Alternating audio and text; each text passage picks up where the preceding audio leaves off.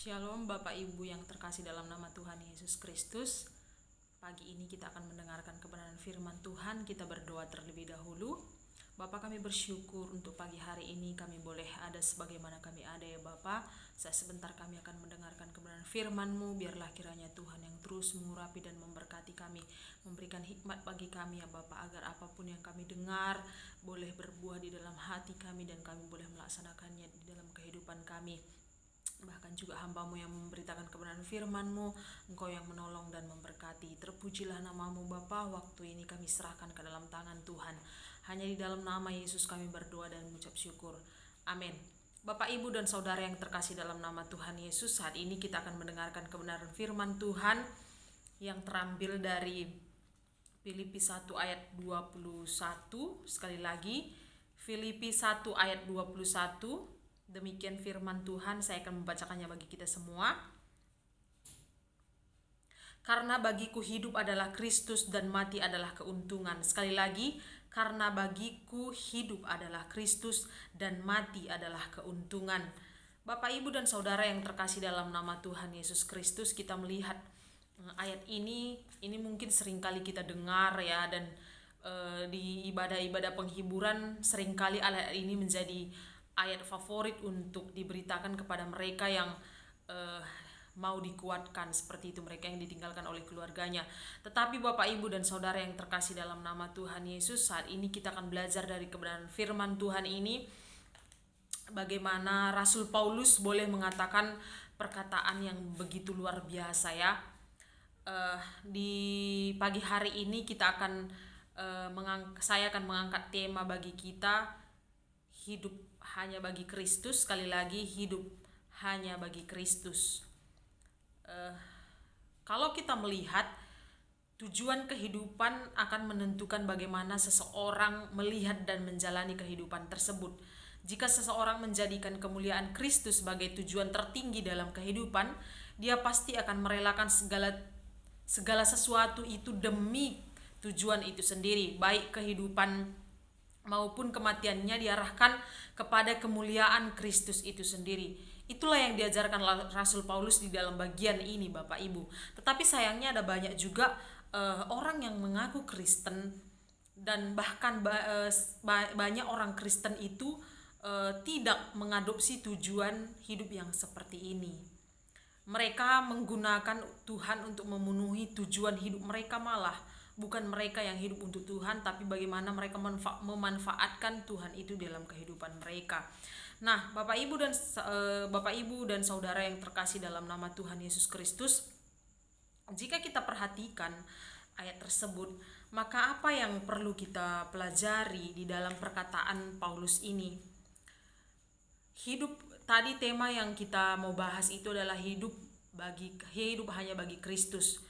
Nah, hal pertama yang harus kita lakukan ketika kita mengatakan bahwa kita harus hidup hanya bagi Kristus, yaitu kita harus menghidupi dan menunjukkan sifat-sifat Kristus itu sendiri di dalam kehidupan kita. Sekali lagi, kita harus menghidupi dan mewujudkan ataupun menunjukkan sifat-sifat Kristus di dalam hidup kita. Nah, buah-buah roh harus terlihat di dalam kehidupan kita, Bapak Ibu. Bahkan dalam apa yang kita kerjakan setiap hari. Nah, Rasul Paulus sangat berani mengatakan bahwa ikutlah teladanku seperti aku mengikuti teladan Kristus. Dia dengan berani mengatakan bahwa ikutlah teladanku. Berarti di sini Rasul Paulus juga memberikan teladan kepada orang percaya ketika dia mengikuti teladan Kristus. Nah, seringkali kita jadikan Kristus itu sebagai tameng bagi kehidupan kita ataupun bagi kelemahan-kelemahan di dalam kehidupan kita. Kita sering mengatakan seperti ini, Bapak Ibu. Saya memang hamba Tuhan, saya memang anak Tuhan, saya memang majelis. Tetapi saya juga manusia. Ketika kelemahan-kelemahan kita itu dilihat orang, seringkali kita mengatakan jangan lihat kelemahan saya, seperti itu, karena saya juga adalah manusia. Nah, dalam hal ini terkadang kita sadar atau tidak sadar itu sudah mencari aman. Karena kenapa, Bapak Ibu? Di dalam firman Tuhan mengatakan hidup kita itu hanya bagi Kristus. Artinya bahwa kita mencerminkan seluruh kehidupan kita bagi Kristus itu sendiri. Jadi sebenarnya tidak berlaku alasan-alasan yang seperti itu. Nah, mengapa Mahatma Gandhi itu tidak menjadi Kristen padahal dia setia membaca firman Allah? Karena pada saat itu memang dia melihat kolonialisme Inggris di India itu sangat kejam. Kalau kita melihat kolonialisme ini, mereka kemarin yang sudah belajar yaitu tingkat 1-2 ya, baru belajar sejarah gereja Asia, bagaimana mereka para penjajah itu menyandingkan antara kolonialisme dengan imperialisme dengan penyebaran Injil seperti itu ya Bapak Ibu. Jadi kalau kita melihat di sini, Mahatma Gandhi memperhatikan begitu banyak kelakuan-kelakuan yang kejam yang dilakukan oleh orang Inggris sambil dia memberitakan Injil juga seperti itu. Dalam hal itu, orang-orang Inggris yang mau menyebarluaskan Injil itu sendiri tidak memberikan teladan hidup yang baik bagi mereka yang mau diinjilinya, sehingga ada banyak juga orang yang menolak Injil pada saat itu. Nah, kita melihat juga bagaimana orang bangsa Belanda ya menjajah Indonesia, tetapi tidak membuat Indonesia itu menjadi mayoritas orang Kristen. Kenapa? Karena memang tidak ada teladan hidup. Ketika mereka datang dari negara mereka ke tempat ini, yang dirasakan oleh orang-orang Indonesia itu adalah kekejaman yang sangat luar biasa, tidak mencerminkan hidup. Bahkan Injil yang mereka beritakan itu tidak disandingkan dengan kelakuan mereka, dengan sikap mereka ketika datang ingin menyebarluaskan Injil itu sendiri. Karena semboyan mereka itu adalah 3G ya, gold, gospel, dan glory seperti itu. Dan gospelnya itu tidak disertai oleh keteladanan hidup mereka sendiri. Maka kalau kita melihat di sini, penginjilan akan menjadi paling efektif yaitu ketika saya dan saudara bisa menjadi teladan. Ada seorang penulis buku mengatakan seperti ini, yang menghalangi orang datang kepada Kristus atau yang menjadi batu sandungan yang paling banyak ataupun paling besar itu adalah orang Kristen. Nah, betapa celakanya saya dan saudara yang memang tidak menginjili, yang sudah tidak menginjili, tetapi membuat orang lain yang mungkin bertobat dari pelayanan orang lain selain kita tidak mau datang lagi ke gereja karena memang kita tidak bisa menjadi teladan. Tetapi di sini yang mau Rasul Paulus tekankan bahwa kita sebagai orang Kristen, kita seharusnya bisa mencerminkan kehidupan kita itu, bahwa ketika kita ada di depan orang lain, bahkan ketika tidak dilihat oleh orang lain sekalipun, kita tetap menunjukkan sifat Kristus itu sendiri, sehingga kita bisa belajar bagaimana menjadi orang Kristen dan bagaimana hidup untuk Kristus itu sendiri. Hal kedua yang perlu disampaikan oleh yang mau disampaikan oleh Rasul Paulus di dalam bagian ini yaitu menjadikan Kristus yang paling berharga dalam hidup kita. Nah, Rasul Paulus mengatakan di dalam Filipi 3 ayat 7, semua kehebatanku jika dibandingkan dengan Kristus, maka itu semua adalah sampah. Bukankah Paulus itu, Bapak, Ibu, dan saudara yang terkasih dalam nama Tuhan Yesus, berpotensi, pintar, semangat kerohaniannya itu begitu hebat, murid seorang Profesor Gamaliel? Apakah Tuhan memilih Paulus karena potensi dan kehebatannya? Tidak. Oleh karena itulah Paulus mengatakan bahwa ternyata semua itu adalah menjadi satu kerugian bagi dia. Apa yang dulunya dia dapatkan sebelum bertobat itu, jika disandingkan dengan Kristus itu sendiri, maka tidak ada artinya. Dan itu dianggap Paulus sebagai kerugian. Karena Paulus sendiri sadar bahwa apa yang dimilikinya tidak ada artinya. Bahkan dia mengatakan itu suatu kerugian. Bahkan dia mengatakan itu adalah sampah.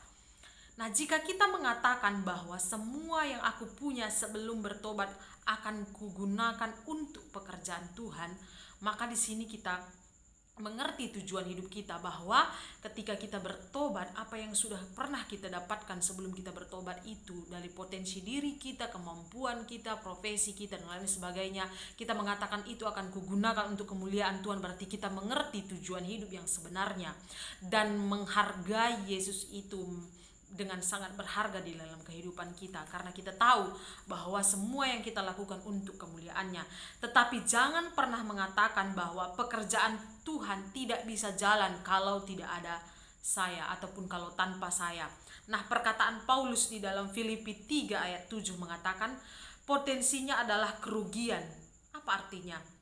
Bukankah potensinya bisa digunakan bagi pekerjaan Tuhan? Tetapi orang yang punya banyak potensi bisa tidak lagi bersandar kepada Tuhan. Mereka bersandar kepada kekuatan mereka sendiri. Inilah yang ditakutkan oleh Rasul Paulus, bahwa apabila dia menyadari bahwa dia begitu banyak potensi, bisa saja tidak mengandalkan Kristus lagi. Tetapi di sini dia melihat bahwa apa yang dia dapatkan, potensi dirinya, kemampuan dirinya itu adalah suatu kerugian kalau memang dia benar-benar di luar daripada Kristus.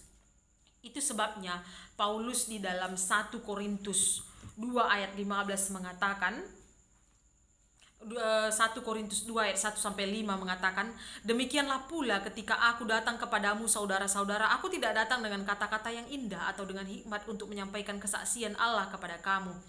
Sebab aku telah memutuskan untuk tidak mengetahui apa-apa di antara kamu selain Yesus Kristus, yaitu Dia yang disalibkan. Aku juga telah datang kepadamu dalam kelemahan dan dengan sangat takut dan gentar. Baik perkataanku maupun penderitaanku tidak kusampaikan dengan kata-kata hikmat yang meyakinkan, tetapi dengan keyakinan akan kekuatan roh, supaya iman kamu jangan bergantung pada hikmat manusia, tetapi pada kekuatan Allah. Jadi di sini Rasul Paulus tidak mengandalkan ilmu pengetahuannya, tidak mengandalkan hikmat yang dari manusia untuk menyampaikan kebenaran firman Tuhan itu sendiri, tetapi dengan kekuatan roh. Kenapa?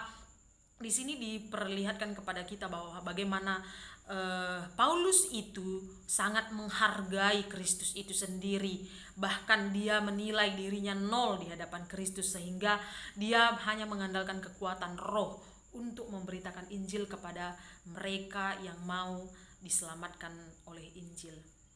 Yang ketiga adalah berkorban bagi Kristus. Apalagi yang harus kita kerjakan ketika kita mengatakan hidup hanya kepada Kristus, yaitu berkorban bagi Kristus. Ketika Paulus berbicara tentang pengorbanan, Paulus tidak hanya memaksudkan pengorbanan yang pasif ya. Yang pasif itu seperti apa? Nah, misalnya ketika kita menjadi orang Kristen, kita sulit untuk naik jabatan, kita didiskriminasikan, bahkan kita di nomor duakan daripada orang lain seperti itu. Itu adalah pengorbanan yang pasif. Tetapi yang Paulus maksudkan di sini adalah pengorbanan secara aktif. Apa artinya? Di dalam 2 Korintus 12 ayat 9 sampai 10 mengatakan, karena Kristus aku melakukan kebenaran, dan waktu itu aku mendapatkan suatu penderitaan. Orang Kristen sejati itu pasti akan ada yang memusuhinya, Bapak Ibu. Musuh kita bukan orang yang kita benci, tetapi yang membenci kita. Dia membenci kita bukan karena kita orang Kristen, tetapi karena kita menjalankan perintah Tuhan, yaitu kebenaran, yaitu melakukan kebenaran. Hidup kita tidak berkompromi dengan dosa. Hidup kita penuh konsisten dengan firman. Kita menyatakan kepada mereka itu bahwa di situ kita ketika kita menyatakan kebenaran kepada mereka, di situ juga kita akan dimusuhi oleh mereka karena mereka tidak suka dengan kebenaran. Dan kita harus tetap berkorban meskipun banyak orang yang meninggalkan kita, banyak orang yang tidak akan senang kepada kita, tetapi kita harus tetap berkorban dan tetap mengatakan kebenaran itu sendiri. Nah, dan yang selanjutnya Paulus mengatakan di sana adalah mati adalah keuntungan. Bapak, Ibu, dan Saudara yang terkasih dalam nama Tuhan Yesus Kristus, kalau kita melihat di sini, mati adalah keuntungan bukan semata-mata karena terbebas dari semua penderitaan. Bagi Paulus, mati adalah keuntungan karena hal itu berarti pergi bersama-sama dan diam dengan Kristus. Itu di ayat yang ke-23 ya. Penekanannya terletak pada Kristus. Kehidupan kekal bukan sekedar pelarian dari dunia yang kejam. Kehidupan kekal adalah perjalanan menuju persekutuan yang sempurna dan yang kekal dengan Kristus. Dan memiliki pandangan yang benar seperti di atas berarti selalu mudah untuk menentukan pilihan. Jika pilihannya adalah antara baik dan yang buruk, keputusan mungkin lebih mudah untuk dilakukan. Jika pilihannya adalah sama-sama baik, seperti dalam kasus Paulus di sini menentukan pilihan bukanlah hal gampang. Kenapa Bapak Ibu? Karena di sini ketika Paulus dihadapkan dengan dua pilihan sama-sama baik. Hidup itu juga adalah hal yang baik bagi Paulus dan mati juga adalah hal yang baik. Dan yang menarik di sini adalah Paulus tidak malu untuk mengakui ketegangan seperti itu. Dia tegang kenapa? Karena dia harus diperhadapkan dua pilihan yang baik. Yang mana yang harus dipilihnya, seperti itu ya. Dia bahkan untuk menggambarkan ketegangan hatinya itu untuk menentukan pilihan itu, dia bahkan menggunakan kata yang cukup kuat, yaitu sinekomai, yang artinya aku didesak. Kata ini memiliki cakupan arti yang beragam ya. Secara harafiah kata ini menyiratkan pegangan maupun tekanan yang sangat kuat. Kata ini bahkan berkali-kali muncul dalam konteks penganiayaan ya, sehingga seseorang diserbu dan disergap oleh penganiayanya. Itu bisa kalian lihat nanti, Bapak Ibu lihat di dalam Lukas 19 ayat 43 dan Kisah Para Rasul 7 ayat 57. Bahkan dia menggunakan kata itu untuk menggambarkan ketegangannya antara memilih untuk hidup dan mati, karena pada saat itu memang dia sedang dipenjara, seperti itu ya. Nah, itulah gambaran dari perasaan Paulus. Dia benar-benar ditekan oleh dua pilihan yang sama-sama baik. Tidak heran jika dia merasa sukar untuk menentukan pilihan itu. Itu disebutkannya di dalam ayat ke-22b. Di sana dia katakan bahwa ayat ke-22b dia mengatakan, itu berarti bagiku bekerja memberi upah. Jadi bagaimana yang harus kupilih? Aku tidak tahu. Jadi bagaimana, yang mana yang harus kupilih? Aku tidak tahu.